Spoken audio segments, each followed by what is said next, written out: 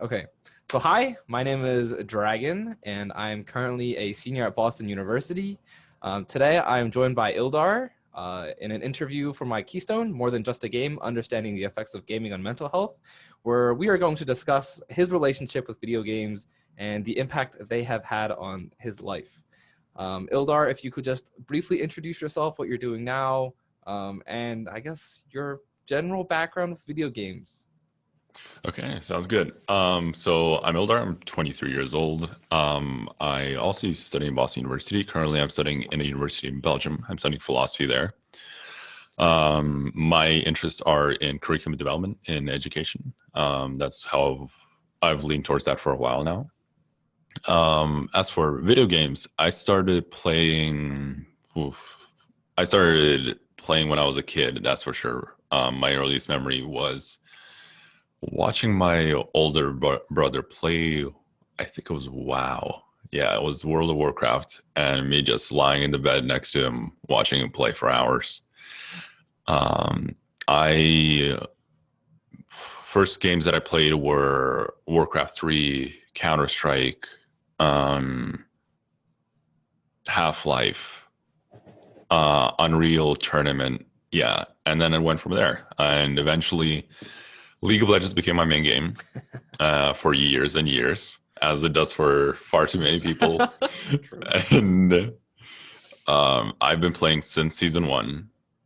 And that's actually where my struggles with video games came in. Um, yeah, and since then, I've improved my relationship with video games for sure. I play more video games and I play them more casually under control um, for better reasons, that's for sure. Mhm. So yeah. Well, as this is a conversation about, I guess, mental health and video games, can you, if you feel comfortable, can you briefly share, I guess, how League started interfering with your life? I know League does that for a lot of people, as you said. Probably too many people probably play that game, myself included. Yeah. But Uh, well, briefly, I don't know if I can do that, it's but okay. Take as I much can time as definitely, you need. but I can definitely tell you about it. So I got into League season one. That was about sixth, seventh grade for me, and I immediately got hooked on it because I didn't really.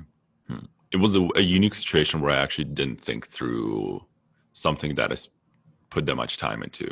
I was Mm, fairly conscious of how I've spent my time for the majority of my life, even back in seventh grade. Um, but it wasn't for League, and it snowballed really, really badly. I had a pretty busy schedule with school. So you can go to school in the morning. After school, I had swim practice. I get home around 6 p.m. exhausted because it was a very competitive team. I had homework to do, but most of the time I would just play League. And mm. this snowballed into eighth grade where I was applying to boarding schools. And instead of applying to boarding schools, I would just keep playing League and for hours and hours. I believe that by about my first or second year in college, I had over 10,000 hours played on League. It's a lot of hours. So it was, yeah, so it was a lot. I remember very clearly that I was far more irritable in middle school when I started playing. I was far more isolated. It's not immediately obvious to me whether the isolation was just like a teenage thing, um, or if it was mainly caused by League, or it was just amplified by League.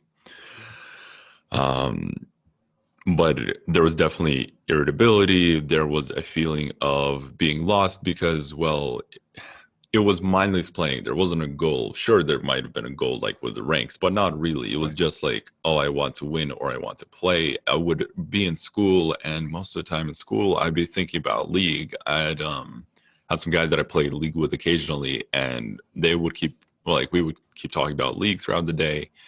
Um, and it wasn't. It definitely wasn't that it helped me in any way to improve my life, but it probably did help with coping. I'm not exactly Mm. sure to this day what I was coping with then. I know that if I fall into it now, I'm fairly conscious of what exactly I'm trying to avoid, what I'm trying to do. I remember Dr. Knoja, he once gave a briefly mentioned that one of the things that video games does is it suppresses a part of the amygdala that's responsible for negative emotions. Mm-hmm. And I'm now that I'm conscious of that, I realize, oh wow, when I get emotionally overwhelmed, I tend to turn to video games to suppress that and then deal with that later. Not exactly the best strategy, honestly, because Mm-hmm. it tends to turn out worse afterwards than before. But nonetheless, it's now I'm observant of it. At that time, I was completely in middle school. I was completely unconscious. Just play. Don't know why. Don't know what for. Just do it, and it felt almost like a drug. Mm-hmm. Well, I definitely was addicted because I had all the symptoms of it: irritability, thinking about it all day. Can't really take a break from it. Can't have it taken away. Yeah. I think, well, first, middle schoolers are often unconscious, so I don't think there's any, you shouldn't put any pressure on yourself now or like any regret. I think a lot of middle schoolers make a lot of, they don't really know what they're doing half the time. I mean, but I did want to kind of dive deeper into something. I don't know if it's necessarily contradictory, but at one point you said you use video games as a coping mechanism, but at other times it sounds like you were just using it as a more like a pleasure source or a hobby, or like you were. I know you talked a lot about suppressing negative emotion, but at the same time you Hmm. talked a lot about just kind of doing it mindlessly. Now, are those two things related, or is it I more would like say lean one that towards the other? um, suppressing negative emotion was an observation that I've only made fairly recently in the past few years. It wasn't something that I had the goal of doing. It simply served that purpose ever since I started playing. Um, so in that way, it was coping. The mindless playing was, well, me not taking a step back to think what function do video games exactly serve for me. That was about. So that's the simple answer. Looking back at it, more than likely, video games did serve the function of suppressing negative emotion, coping. I just didn't realize it then. Hmm. So I guess, I mean, I briefly met you when we crossed over at Boston University. Hmm. I didn't know you Hmm. too well, but it seemed like you were doing pretty well for yourself. So at like what Ah, point did it that seemed like change? it. It seemed like that. It So I seemed guess, like it. No, no, no, no, do no. you want to elaborate on that? I was always very high functioning. Mm, So it always looked like I had everything together. So even talking to my old classmates in high school, they always, I made the impression that I always had it together. And at some points I did. I didn't struggle with video game addiction as much in high school. I think that middle school really was the peak of that. And after that, it slowly got better. There were definitely relapses and not necessarily addiction because I stopped having that irritability. It's not like I couldn't do without it anymore, but there would be lapses in which I would be playing 14, 16 hours a day for weeks at a time, maybe less frequently, but for months at a time mm, later on. But um, when did it get better? I noticed that it got better when this the first time I observed this in high school. It got better when I was in serious romantic relationships, for sure. Like that's without a doubt. It was just so easy to just drop it, not even think about it, not want to pick it up. Like didn't need it at all. Um, I don't quite know why that is, but I do notice when my life feels more fulfilling, I think about it less. I definitely have a less of a need for it. Yeah. so I guess one trend I picked up, small sample size, so I don't know if that's actually a trend. In middle school, you talked a lot about how you used video games to cope with negative emotions, and Hmm. the key word I picked up was isolation. You felt like you were lonely, I guess. I know you used the word isolation, and then Hmm. just now you said that your gaming habits got better when you're in romantic relationships. And so Hmm. in, I guess, the guiding question I'm trying to ask is, do you use video games as like a way to communicate with other people, to build your community, or is No, that something that's just related, like kind of absolutely not. coincidental? I don't use video games as a community builder in any way, shape, or form. I've always played solo. With Mm, the times that I've played in teams with other people, like on voice comms or with real IRL friends, it just wasn't. It was so rare that to me it didn't seem like it served much of a purpose. Um, yeah, it also is a thing where I don't think I wanted to play with other people because it's not like I was the same person, especially for League specifically. I think it's a habit that's been built up over time that I don't really recognize myself when I'm playing League. mm, In the way that um, when I talk, like when I'm trying to communicate with people, IRL, other games, just in general, I have a certain way that I go about it. There's some kind of understanding, compassion, humanity in it. That goes out the window when I play League. All of that is just non-existent. It's you don't I don't perceive the other people as people, or even if I do somewhere in the back of my mind, I um it's almost like I don't care mm, for whatever reason. Now this leads back to middle school where I remember doing that. I remember doing that from way early on. I don't quite know why that is, but even today, it's incredibly difficult to be compassionate and do all those things when I'm playing League specifically. With other games, it's far easier. I know playing Valorant, there's voice comms, and that's better. Even text, like Valorant is nowhere near as toxic as League, in my opinion. I've had mm. some some fair experience in Valorant, and it's like much easier for me to be human, you could say, in that game. So on a ranking system, you're least human when you're playing League. Yeah. You're more when you're playing Valorant, but even more when it's just real life situations. Oh yeah, by far. Different people. Just wouldn't even recognize the two as a part of the same person. That's really interesting. I think a lot of gamers often talk about having, there's obviously online personas versus in real life personas. Hmm. And then a lot of times you hear that people are more confident socially, especially the ones that tend to be more introverted and find themselves gaming, like find themselves more comfortable talking to people online than in person. But for you, it sounds like it's the flipped. Oh, absolutely. I'm much more confident, secure IRL. I am very insecure, very not confident when I'm playing something like League. Why do you think that is? Um, do not know. The insecurity, the only thing I can chuck it up to is the experience of having it over and over again, in which, um, I don't know, something that has to do with the removal of humanity of it. Hmm. It feels like confidence is needed.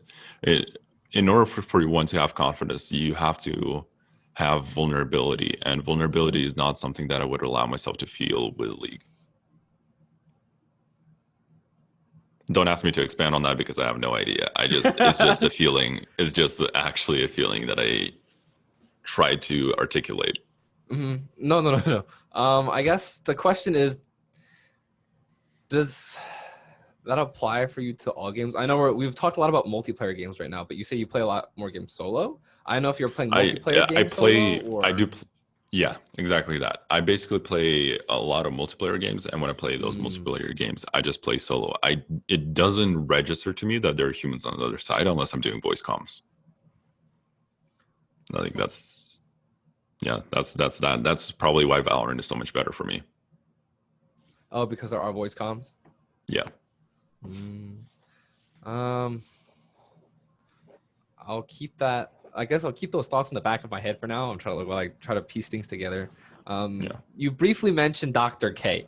No, we Yes. both have a little bit of experience with Dr. K. You more Um, than me, but yeah. a tad more, a tad more. But can you, for the audience who might not know, can you just talk about Dr. K, what he does? I guess what impact he's had on you, depending on what videos you've watched so far. Mm-hmm. Mm-hmm. Let's see.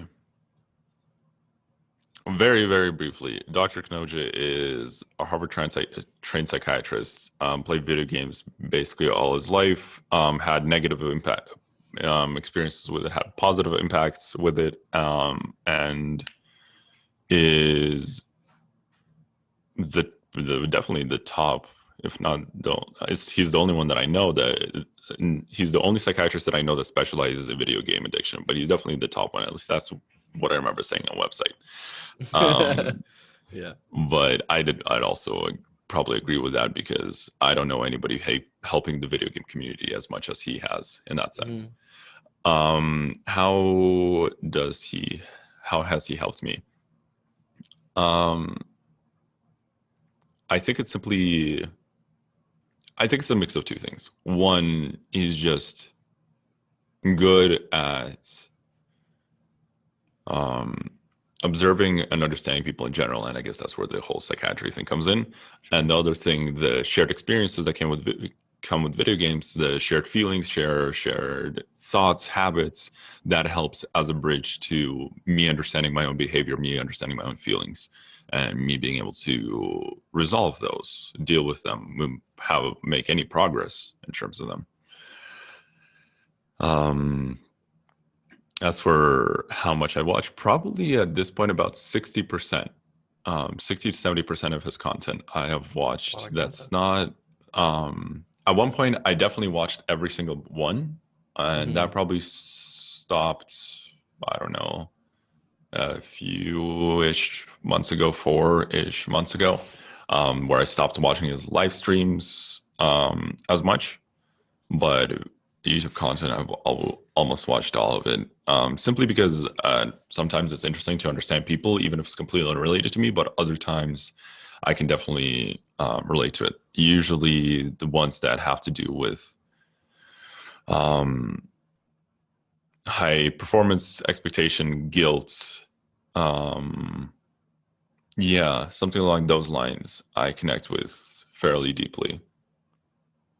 But also great resource for just general things such as meditation, understanding personalities. Yeah. So it sounds like you've been through a lot. It sounds like you also do a I lot wouldn't of. say I wouldn't say a lot. It sounds like you've been through some things then, but it Sure. sounds a lot more like you spend a lot of time trying to understand yourself. It sounds like you spend a lot of time self-reflecting, um, especially in relation to video games. I think the biggest thing for me was like you most recently just realized why you might have been gaming in middle school. And usually people don't think too that far back. Usually when like 10 years later. Um, have you ever sought out mental health help, or is this Yeah, something I you've did. just sought on your own? Even back in BU. I mean, I've always been fairly conscious of my thought process and my mental health. By always, I mean um, apparently things outside of video games. But I sought out help in professional psychological help. That's the word in BU. Then now in my current university, surprisingly, the one in my current university sucks. Like Really? it's bad. Um, how do I know? Because I've now had experiences with a good one in BU as well. I see how Dr. Kanoja, even without actually offering professional medical help online, there's still a level of conversation that's just it's a different tier. And I don't know why, but it seems that the therapists that I've been to in my current university just can't seem to help me for one reason or other. Might just be the personalities don't click. And I got lucky with my first one at BU. I think. Yeah. Do you think it has any relation with? I guess you talked about how Dr. K bridges the gap between gamers, especially for mental health help. I think a lot of professionals right now tend to be on the older side. So they Hmm. were born and lived through a period without technology, without video games, especially. And so for like people like us who tend to spend, maybe a bit too much time on League at times, do you think mental health help like that way? If therapists, counselors, psychiatrists were trained in video games, would they be more effective in treating like video game addiction and like reliance on video games to deal with negative emotions and whatnot? Yeah, no, I mean definitely. I think that heck, if they are too stuck up about it to just do video game addiction, they can probably train it at the same time as social media Mm, addiction. Because the thing is, I came to the first time that I went to therapy in my current university, and I said, "Hey, I might have a problem with video game addiction." And then they, of course, without giving me an actual questionnaire, basically asked me the classic like questions for addiction. And to most of them, I said no. So they're like, "Yeah, you doing more subtly," mm. but they said, "Yeah, you don't have like an addiction." To which I say, one second. Okay, sorry. So something happened on the screen. To which I said, like, well, that can't be right. I'm sitting at home, not leaving my house for 3, 4 days at a time, except to take out the trash and maybe get groceries. And sometimes I would rather not eat than leave the house to get groceries. And I'll just stay inside and I'll play whatever for hours, days. Mm-hmm. So, okay, you don't call that addiction. What the hell do you call that then? Not healthy, that's for sure. Sure. So, how can you not, like, I was so baffled that in the end, the thing that they recommended me was, hey, there's these 10 mindfulness meditation sessions that are going to happen. You should go to those. And not like, oh, you should go to those in addition to therapy, like every Mm. week. It was just like, you should go to those. And that was it. My mind was just blown. I was like, wow, really? With these problems, that is yours? Yeah. Um, so I think that would definitely, training in that would definitely help them to see common patterns, to see what people usually struggle with in that, because they're gonna get a heck of a lot more of it very, very quickly. And um, yeah, and it's the system will not be ready for that if they don't have any training.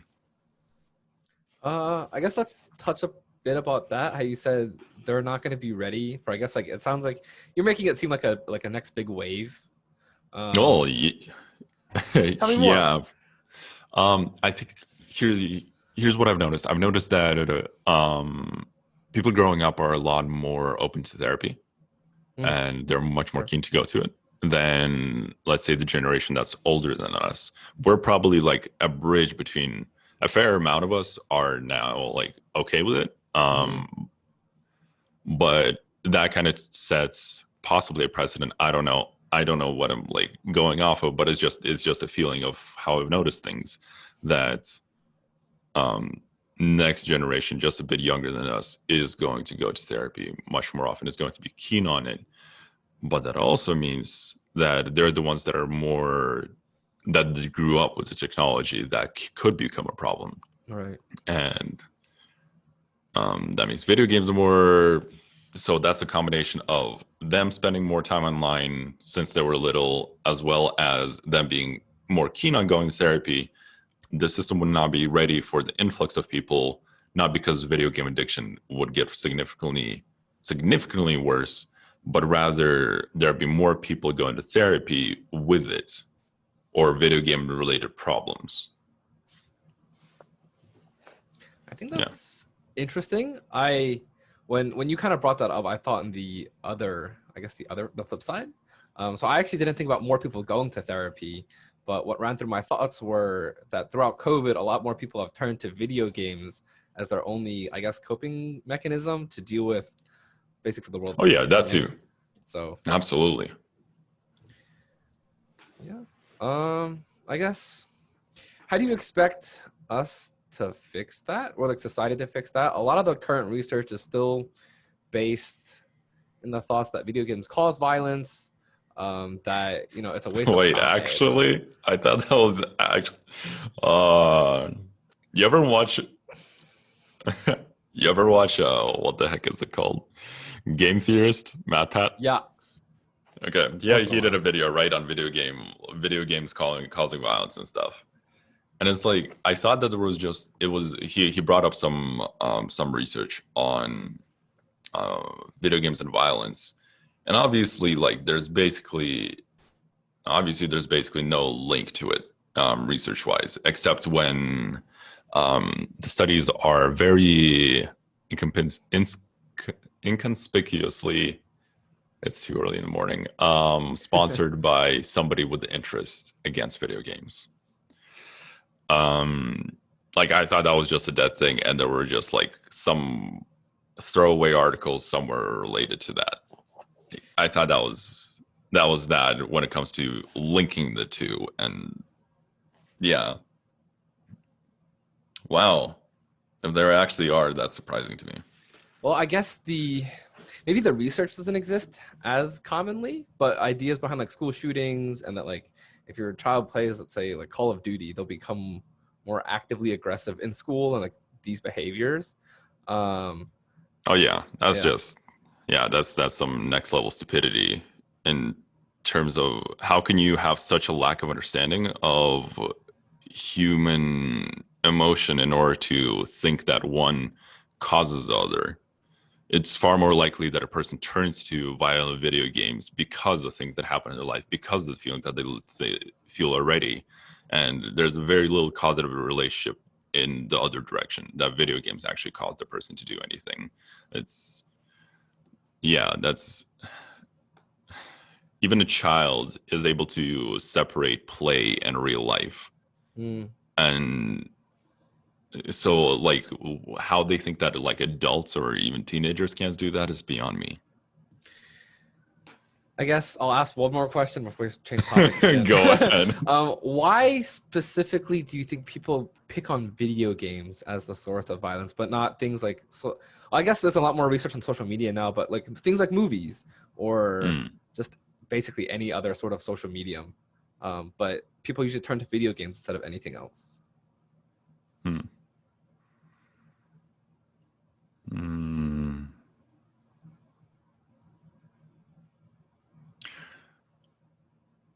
I'm not sure. Simply, my guess would be it. It looks.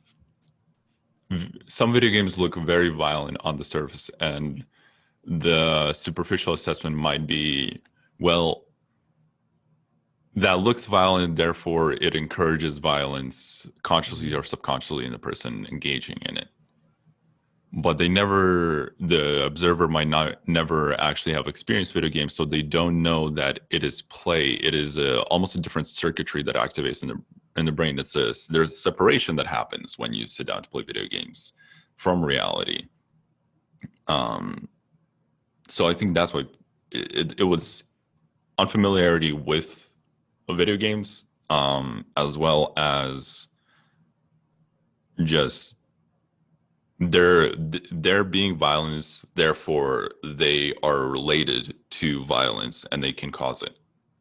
Like just the sorry, um, the presence. There we go. The presence of violence being there at all, then therefore it must be related to violence and it must cause it. Something like that. That's it still doesn't quite make sense to me. So that's my understanding of how someone might perceive it. Well, it seems like a lot of the stereotypes and stigmas around video games come from the generational gap, similar to how you were talking about how therapy is slowly, like, I guess the mindset around therapy is slowly changing as more and more of the younger generations are more accepting of it versus like our parents or whatnot. Hmm. And so to kind of make it more personal, when you started gaming in middle school, I guess Hmm. what thoughts did your parents have on that? Were they supportive of it? Did they introduce you to it? Or did they kind of just not mind? Or was it something where they were really bothered by it and you just ignored their complaints and whatnot? Ah, my mother was heavily against it, which Mm. I cannot blame her for. I would completely support her on that decision Mm. to this day. How I would deal with it in her shoes would be slightly different because of what I know now. So at that time, I Mm. would have no idea how to have dealt with like a teenager that's addicted to video games. Now I do, just based off my experience. She was, I could feel her looking at me with a look of sadness. Mm. Sadness because she could see the pain that I was in, um, the things that I was trying to suppress, Mm. rather than like any kind of frustration or anger at me. It was more of an empathetic, like, I wish I can help you, but I don't know how to. Right. Yeah. And so she wasn't actually necessarily angry at your gaming habits. She just didn't know how to help you personally. Yeah, yeah, exactly. It would be like a toxic relationship. You wouldn't be blaming the person as much. You would be blaming the person that's feeling the pain rather than, I guess, the significant other or whatever that's being toxic in the relationship. She would be angry basically at my imaginary girlfriend, which in this case would be video games, um, that is basically ruining my life. Right. And so how did she, I guess, did she try to help you through that process at all? Did she like try to get you out of the house? Did she encourage like vacation time, all these different things? She did her best. I mean, swim team, that took out a lot of energy, that took a lot of my time. Um, at one point, Boy Scouts, just as many hobbies as she could to help me out with that. She did try to. Um, and it would have been great if I was more conscious of my situation while I was playing video games so that I can actually work with her on that. Because there was no way she could just solve it single handedly. Because in the end, it was still my decision. So, yeah. I'm glad your mother was supportive. My parents were on a bit of the flip side. They didn't really understand the gaming habits, so they just kind of yelled at me whenever I played video games, which in a sense was frustrating because I guess maybe you were more conscious of it than I was. But when you said your mom kind of sensed your sadness, it never felt like that for me. It just felt like they were angry at me playing video games that wasn't doing exactly what they wanted me to do. Um, Hmm. It's what I said. Were they angry at you playing video games, or were they angry at the video game, like at video games doing what they did to you? so I never thought I was addicted to gaming. Or the most I'd ever play is a couple hours every weekend. Just Oh because wow. Okay. similar to you, I just my parents didn't force any extracurriculars. I just forced myself to do every single extracurricular there was, I and so the see. only time I had like free time I had was on the weekends. But like the 1 or 2 hours I would play with my friends online, they would basically say you should be studying for SATs, like you're not going to get into a good college. Hmm. So things like that. I see. But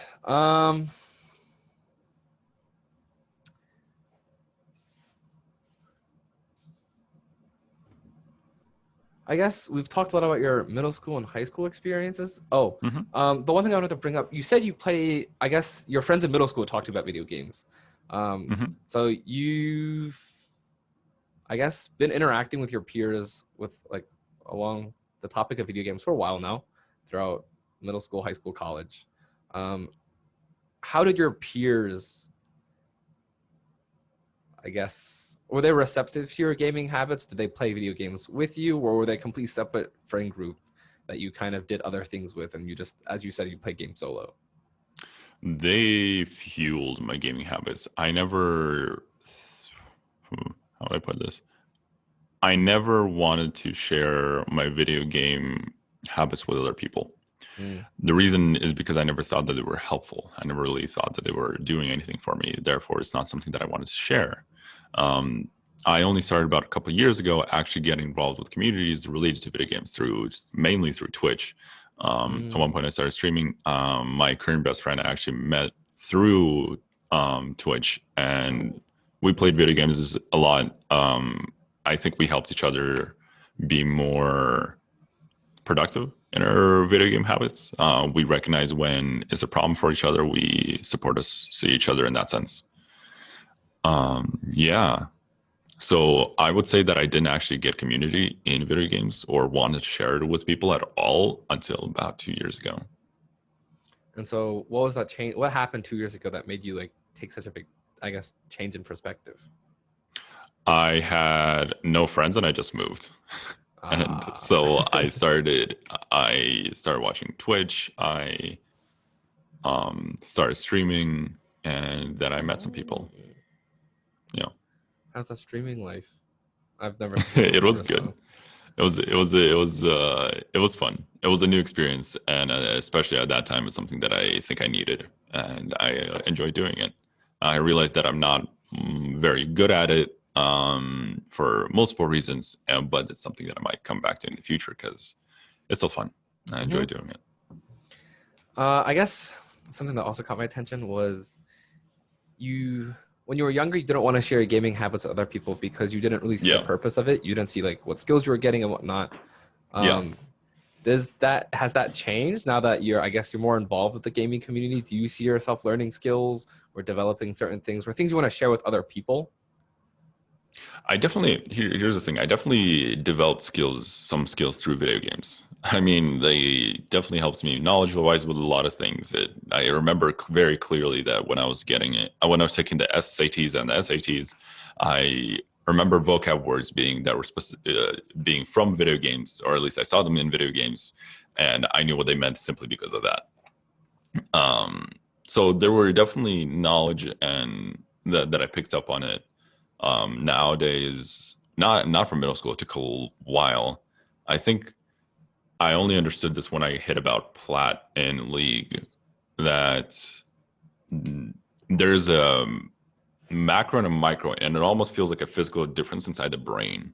Where when I think of macro, it's my mind feels more open. When I think of micro, I'm Mm. more tunneled. I also have slight ADD, so it might be related to that because it's a common thing with people with attention deficit disorder. Um, so I don't know, but that's the way that I explain the physical feeling. Micro is your mind is more closed. You can literally feel almost like a tense Hmm. feeling. While macro is your mind is more open. You're able to breathe more, and you'll see the bigger picture. That has helped tremendously in me picking up different sports, in me learning how to read better in philosophy, in relationships, and not so much simply because I already learned that in relationships beforehand. But yeah, different areas of my life definitely helped me a lot. Um, but once I got better at video games, once I learned to think about them more critically. When I was just playing them for the sake of keep playing them, there was nothing healthy about that. I think that's what's impressed me most today. This is how mindful you are of your gaming habits, like how much time you spent reflecting on it. Now I Um, am.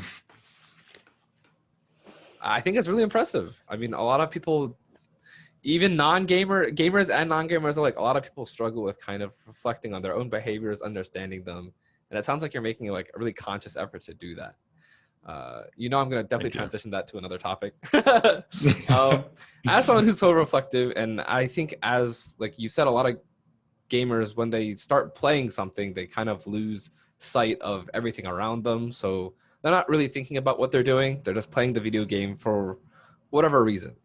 If you Mm. could give them a message or describe your journey of how you became, I guess, evolve from your middle school self to who you are now, like what would you tell them? How would you let them understand why they're gaming, what they're gaming for, like what gaming's purpose is in their life?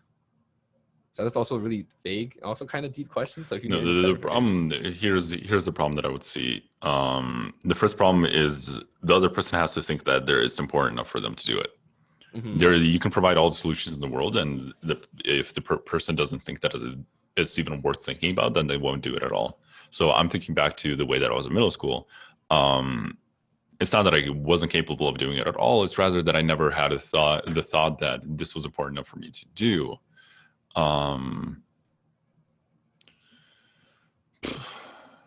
As this is not an ad, but Dr. K's, there's something very, very powerful about it, is people telling stories, and seeing people being very vulnerable, very honest, very genuine. And therefore, Dr. K's interviews would probably be the best thing that I could recommend people. It just combines the things I think somebody that's in a mindless state of video games exactly needs.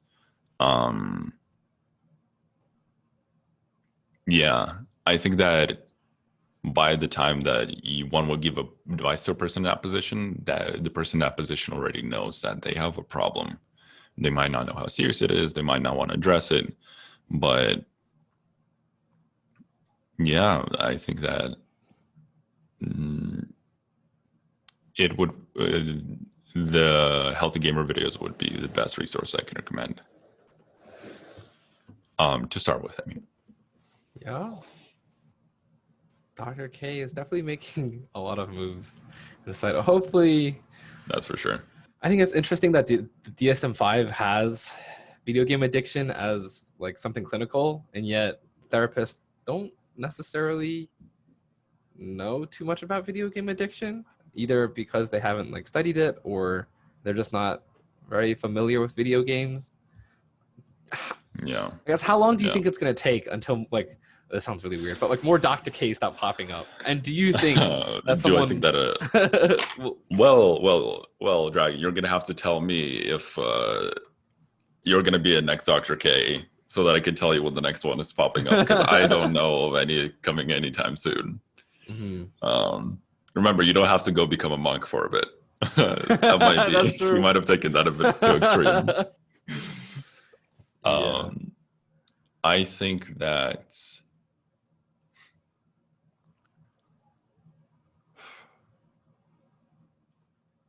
I think that there's two options. Either it's not going to be anytime soon, or it's going to be at a moderate pace, but at a solid pace, actually.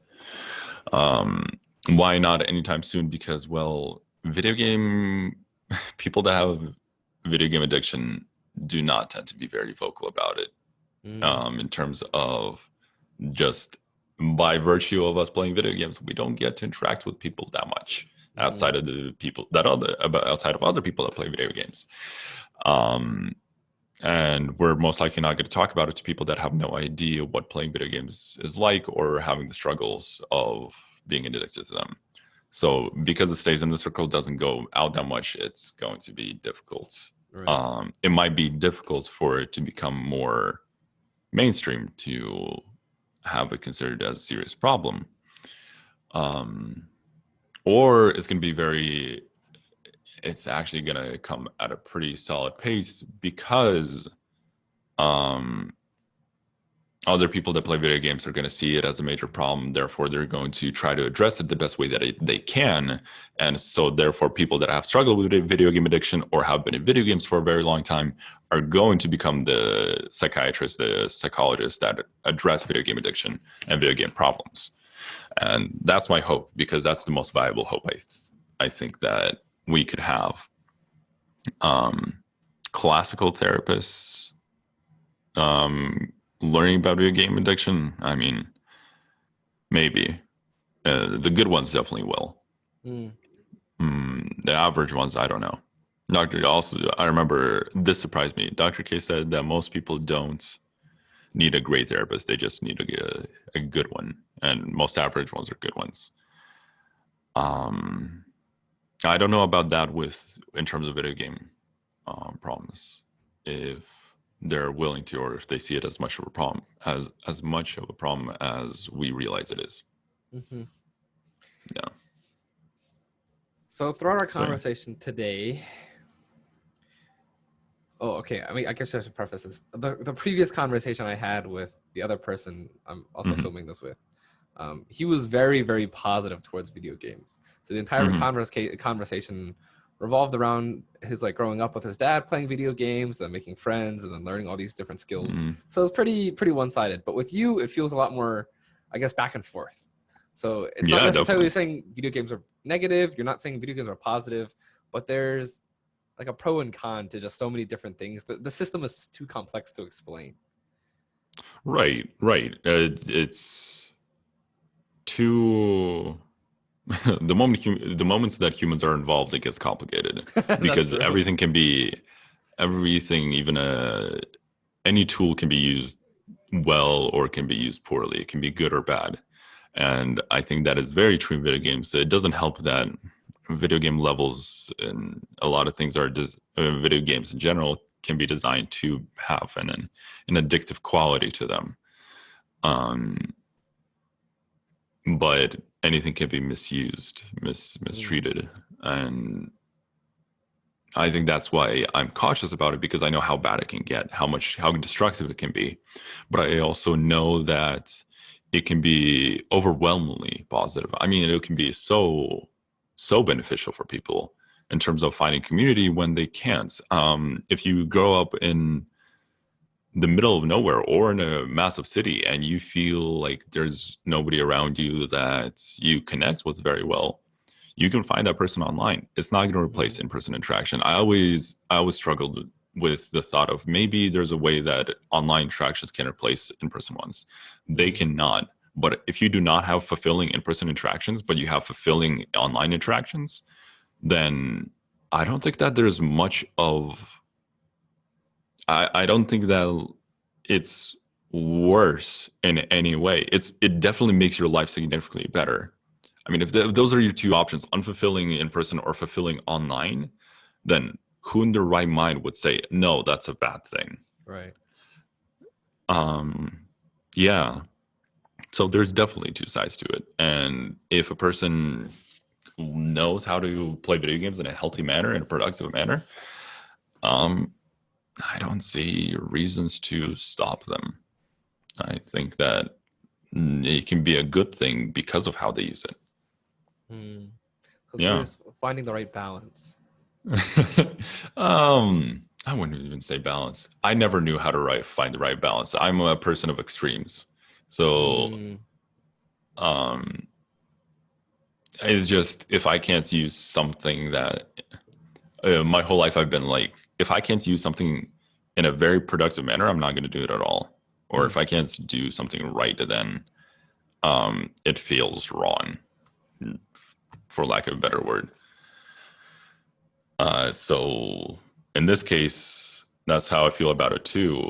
Um, but it's nuanced. It very much is. It's a very complicated, complex situation. that it Yeah. is. Yeah. Um, I'm trying to understand your view on them, on video games in terms of you said mine is somewhere in the middle. The last guy was overwhelmingly positive, somewhere in overwhelmingly negative. What's your take on it? Your thoughts on it? Um, so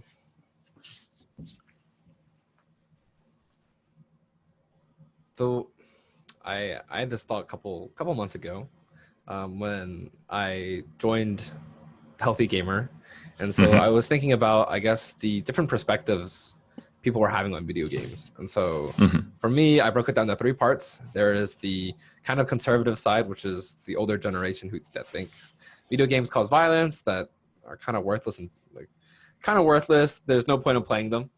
You should get rid of them completely. I think Dr. K actually takes a more middle stance. Video Hmm. games are something like you should balance in your life, enjoy in moderation. There's obviously some problems with it, but you can overcome them, et cetera, et cetera. Um, for me, I don't know if I'm necessarily super pro or like super pro for video games or super against video games. But I am curious to see how video games can be utilized as a tool to teach skills. So I guess it's a more radical view of whether video games can be developed to help with behavioral changes instead of being the cause of behavioral change, if that makes any sense. So most of the associations I guess we've seen now is people get addicted to video games because whether they're coping with something else where they just don't know how to do in-person interaction, so they do it online instead. But can we use video games to teach people how to interact in person? Can we use video games to teach people about anxiety and depression before they actually kind of start expressing extreme symptoms? So I'm with Dr. K in the sense that like moderation is key. You know, video games definitely have pros and cons, but I'd like to see video games evolve into something else, and not just be relegated to a simple hobby that a lot of people have. Yeah, it's interesting when you said to use it as a way to learn skills. The immediate thing that came up to mind is the whole macro micro thing that I talked about.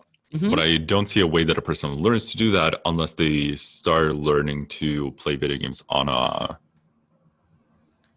higher level, not necessarily like, top 10 to 20%, but on a like, oh, I'm serious, I'm trying to understand how this thing works in the same way that a person would understand that through playing a classical sport, gain those skill sets. Yeah, my question would be what macro and micro, maybe you can give some other examples of what would those skills look like. Sure. I think the big example is school sports. Parents don't necessarily sign their child up to play high school football in the hopes that they get drafted as like the top draft in the NFL one day, right? The chances of that happen are minuscule. Just like you're probably not going to end up in an esports team top 1 in the nation for League of Legends. Like Faker holds that crown, not anymore. But like there's so much work, skill, and like gift that has to go with it. But in high school, while you're playing those 4 years of football, you learn about teamwork, communication, leadership. How to stay fit, mentally healthy, like all these different things. And yet video games can do the same thing. I know you're mentioning like top 10, 20% for like, I'll keep using League as our example. But personally, I've learned a lot of skills from League, communication, not being toxic as much as I want to be toxic. Like things like this, I think people just, as you said, they don't recognize what they're learning. They're just playing to play. But once you become more actively conscious of it, which I think really anyone can do. I don't think you have to excel at anything to start doing that. You'll start picking up on your patterns and behaviors and start incorporating them to other parts of your life. No, the reason I said 10, 25% is because I do not remember where plat elo starts in League. What percentage? It's like middle. It's like I know the gold like top is 10-ish. No way, right? Yeah, I don't know that Masters gold is like average. 1%. Yeah, but Masters is like top like 0.5, 1%. No. Oh yeah. No. Diamond is the top 2%. No, Diamond 4 is about top 5, top 4. So something like that. Basically, all of Diamond is under for 5%, and then Masters is less than 1%, and so on. The reason I asked about Plat is because I realized that's where people differentiate macro and micro. Plat is really where macro kicks in. Gold you can still get by with just micro skills. Sure. So just zoning into the very yourself, basically, not thinking about the bigger picture, right?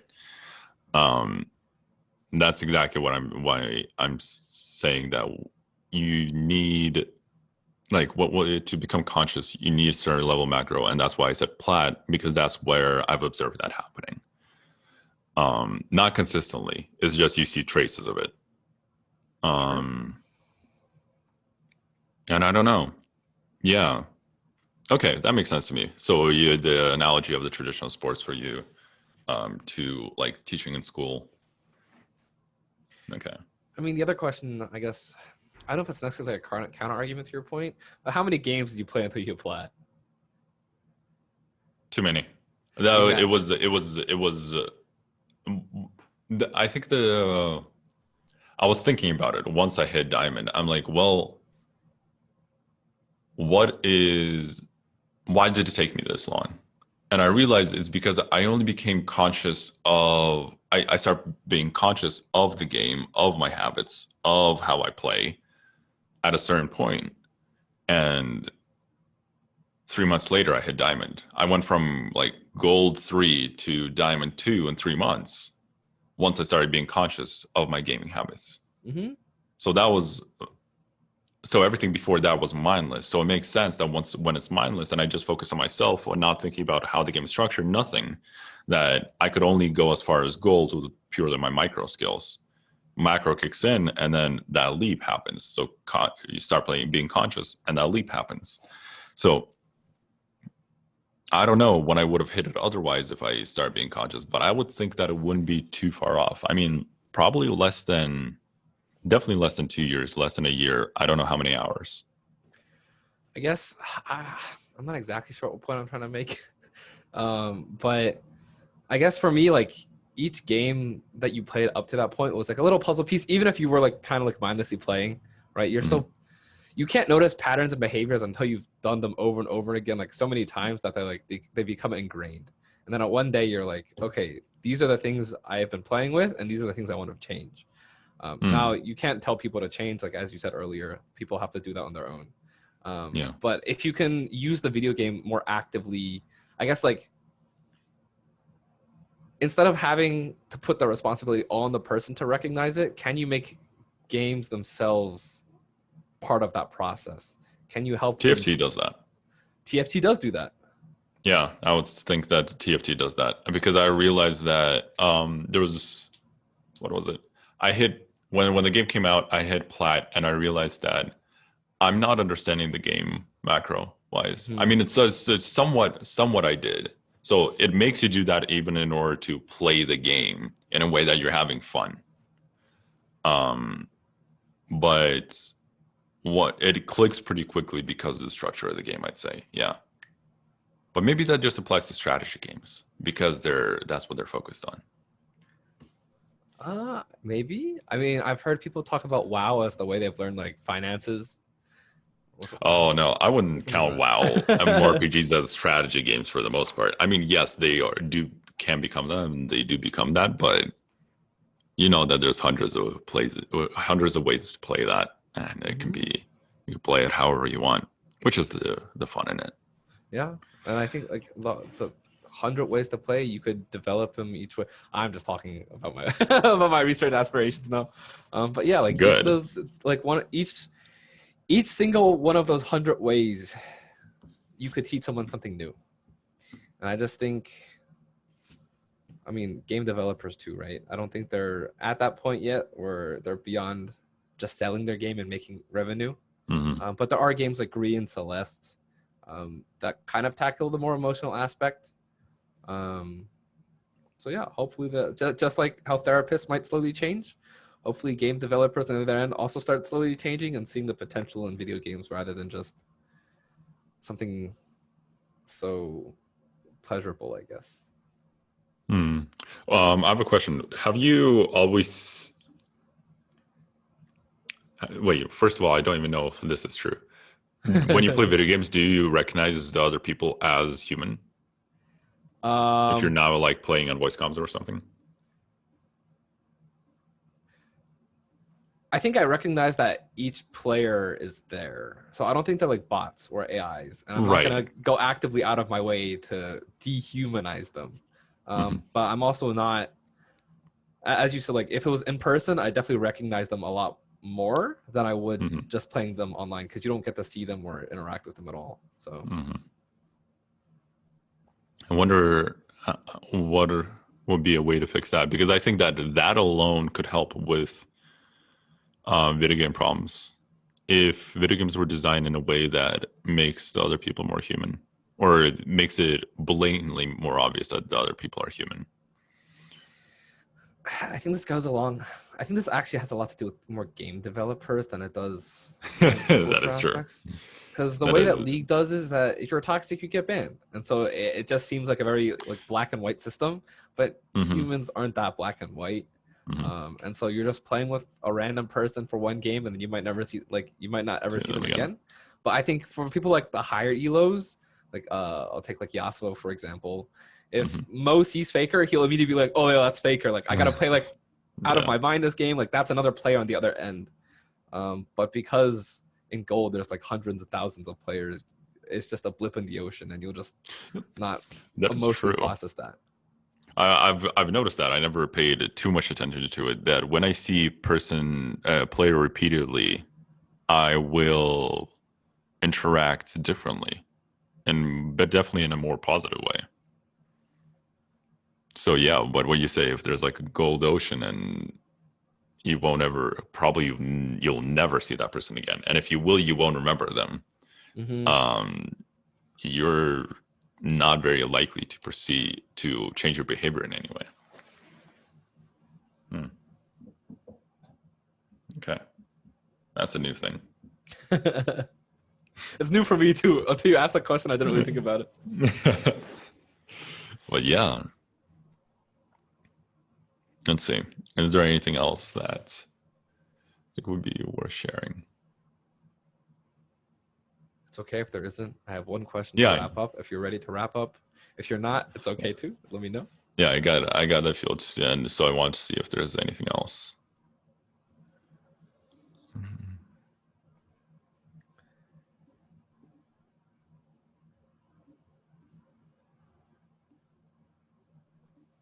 Yeah, I guess the only other thing is, I think I'm asking this question to both of us. Why do you think that being fulfilled helps with video game addiction? So if you're leading a fulfilling life, all of a sudden your life becomes more fulfilling. I said when I'm in a serious romantic relationship that like I don't struggle with video games at all whatsoever. And why do you think that is? For me, I think video games give me a sense of comfort. Um, Hmm. I'm not very good at romantic relationships, so it's actually the flip for me. If I start finding myself But attracted to someone else, I'll actually play more video games if I because I get really anxious on dates and whatnot. But yes, that amygdala suppression. that's a sense of stability, yeah, stability and comfort. So I think when you're fulfilled, there's so many other things to look forward to Hmm. that video games don't become your priority. Now, if video games give you that fulfillment, like actual genuine fulfillment, then I think it's okay to pursue it that way too.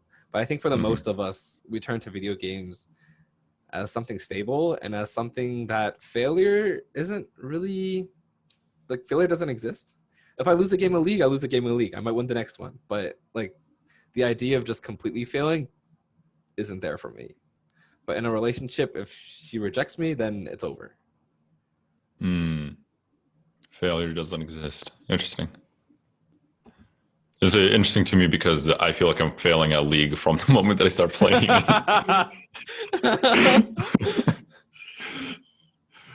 Mm. That is a novel thought for me. Hmm. Um, Interesting. That's actually not the way that I was thinking about it. The way I was thinking about why fulfillment helps with video games is because, or video game problems rather, is because it fills in the hole that you use video games for to begin with.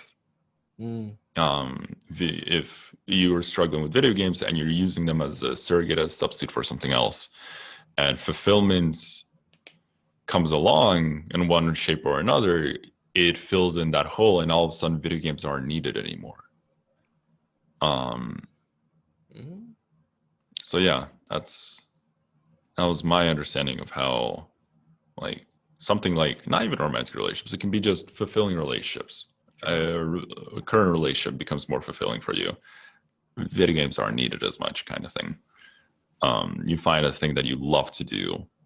Um, don't really need video games as much.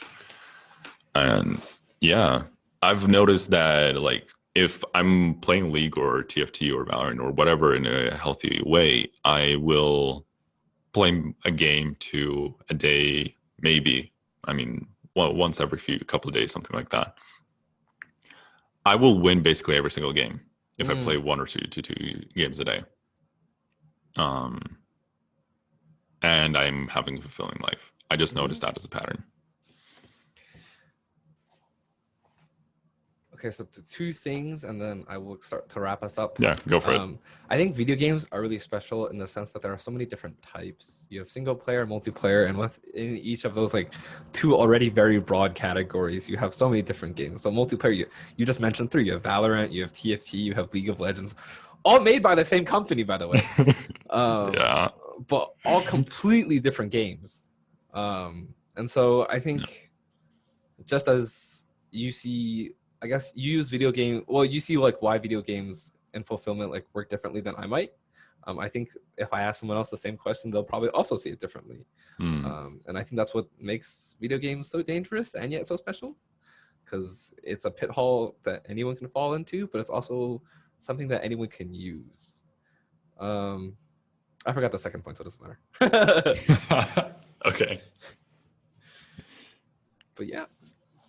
All right. Final question for you. Mm-hmm. What is, to end us on a more, I guess, lighthearted note, what is your favorite video game of all time and why? Oh, interesting. This is a question that everyone struggles with the most. It doesn't matter who I ask. Yeah, no, it's for sure.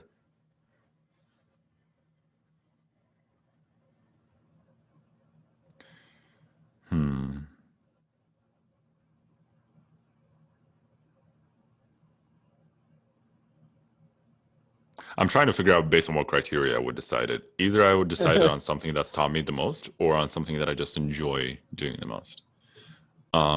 If I were to decide it based on which one taught me the most, it'd be League. As much as I hated it at times, it has taught me the most, and as painful as it can be.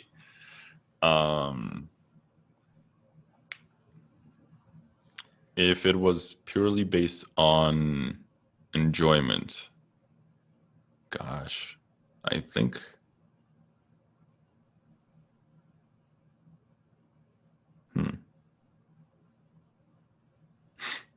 I think it would have to be TFT. I was going between TFT and something like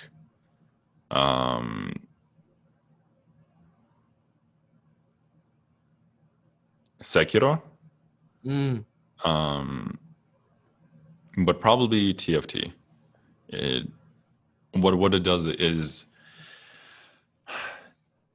it gives a very controlled space. I don't think that there's any, unlike in League, there's not really a pressure to even be first. Like, I'm okay with being eighth, finishing eighth, and as long as like I was trying to do something that I like right now, if I was trying to come up with a random comp and I was trying to combine warlords, cultists, and like, I don't know, fortunes in some way, and I'm like, yeah, that didn't work, I'm eighth, but hey, it was funny, I got that chosen unit and it almost worked, but it didn't. And like it's just, yeah, there's no pressure to play well as it's a control environment. The lack of pressure is probably me not putting pressure on myself to play well. But yeah. Ooh. So yeah. TFT, great game. All right. Well, thanks for joining me today and sharing some of your thoughts. I found it very interesting because you threw some questions back at me that I was not ready for. But I learned a lot today. I like to do that. So thanks. Yeah. Thank you. Thank you for this, Dragon. I hope that the project goes well. I really do.